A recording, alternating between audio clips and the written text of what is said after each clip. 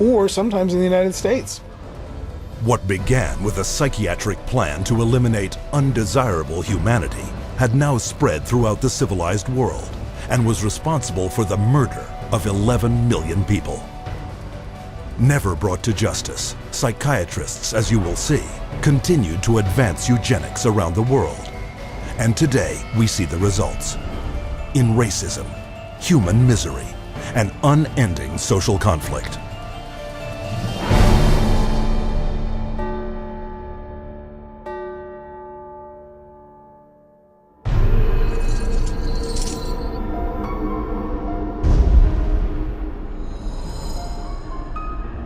After World War II, a new eugenics was resurrected out of the bones and ashes of the old eugenics. The eugenics movement has been at the forefront to establish a new scientific racism that justifies oppression and exploitation and racism. In fact, racism is inseparable from the roots of psychiatry. The entire history of psychiatry, beginning with scientific conclusions that were made in the 1830s, was an effort to prove the intellectual inferiority of African Americans.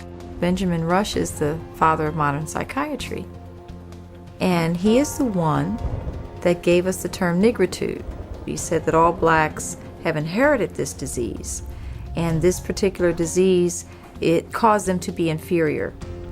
In addition to that, it was the reason why it was very important that blacks remain segregated and separate from whites so that whites did not inherit this disease. Asserting that negritude was a form of leprosy, Rush justified segregation as a medical necessity. And that became an argument to continue slavery. The fact that you have brutalized a whole group of people had nothing to do with that. It had everything to do with some genetic link, and that basically you were just a diseased person. So when a slave master wanted to get rid of a recalcitrant slave, they could just say, oh, well, they're suffering from this disease. Drapetomania, that is the name of the mental disorder that was contrived by Samuel Cartwright, who said that blacks have a mental disorder if they had a desire to run away from slavery. Running away became such a common problem that psychiatrists attempted to give that a disease. He says, but that's a cure for that. And the question was, well, what's the cure for that? Frequent whippings, frequent whippings. You'd be surprised how that disease clears up when the lash is put in place of their excuses. After slavery was abolished, psychiatric racism not only persisted, it intensified. The American Journal of Psychiatry officially proclaimed that Negroes, as descendants of savages and cannibals, were ill-prepared for higher civilization, while their pseudo-science eugenics stepped up its racist activities. There is a clear and long and intimate connection between the eugenics movement and the Ku Klux Klan. Harry Laughlin, who was the Carnegie Institution's director of the Eugenics Record Office, had close relationship to the Ku Klux Klan through the publication of a book called White America, which was written by a major Klan leader. So Laughlin wrote a glowing review of the book in the Eugenics News. And at the same time, you have the Ku Klux Klan using eugenics to justify their racist goals. But psychiatric racism wasn't exclusively American. Some of the worst abuses of the 20th century occurred in South Africa, where the government adopted the same racist theories and practices used by Hitler. This was no coincidence. The Prime Minister had studied eugenics as a psychology student in Nazi-influenced Germany in the 1920s. Dr. Hendrik Verwoerd is regarded as the architect of apartheid. He saw South Africa as a divided state with whites, blacks and brown people living in totally separate areas, with black people having no rights whatsoever. With apartheid in place, psychiatrists established mental hospitals throughout the country that were in fact nothing more than slave labor camps. These places operated under a private company by the name of Smith, Mitchell and Company. They were saving money through the cheap accommodation for psychiatric patients while making massive fortune out of money that Parliament had appropriated for medication. So it was a corrupt system. When this operation was finally exposed, it was discovered that 67,000 prisoners had perished, while at the same time, psychiatrists had collected $117 million in funding from the South African government. The World Health Organization issued a report declaring that psychiatry cultivated racism and that apartheid did have a parallel in the ownership and trading of slaves.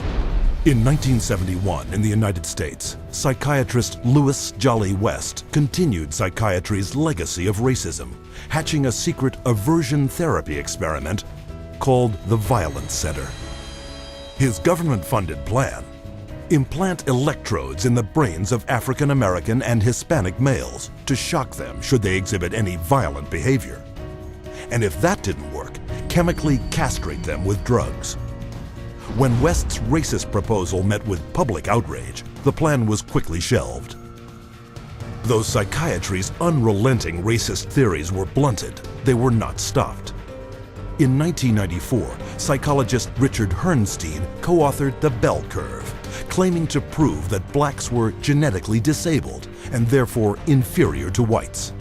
The bell curve really argues a very old eugenics idea. It argues that people are born with different kinds of intellectual abilities, that these are inborn pretty much at birth. It goes back to the notion that somehow black people are genetically and biologically inferior to white people as a way to justify what was really its programs of social racism and social sexism. And you see that kind of thinking going on in public school testing and IQ testing and educational testing and tracking. And this new tool fit into that old mold. It was a new tool that could prove the intellectual inferiority of African Americans. The psychiatric profession has done great damage, certainly in the past, and far too many in the present too, to subvert democracy and perpetuate racial stereotypes, even more, deep racism in society. We have to battle against this continual misinformation, disinformation, pseudoscience. It can be repackaged in whatever form or format it is. But if it is based solely upon the color of one's skin and then is the merit of that human being, I just reject it. And so today, the flame of hatred continues to burn, fueled by pseudo-scientific lies. This is the heritage of psychiatry, as a justification for racism and as a pretext for political repression.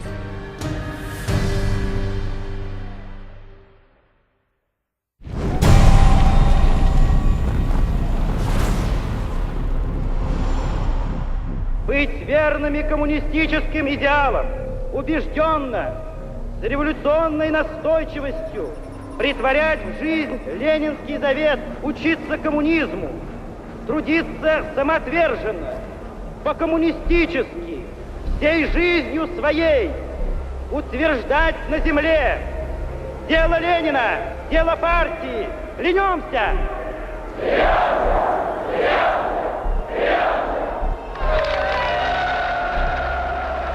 The Soviet regime demanded absolute loyalty.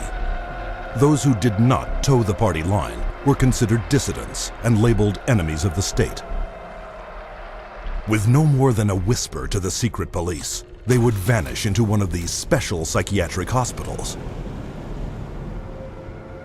Despite the risks, these so-called dissidents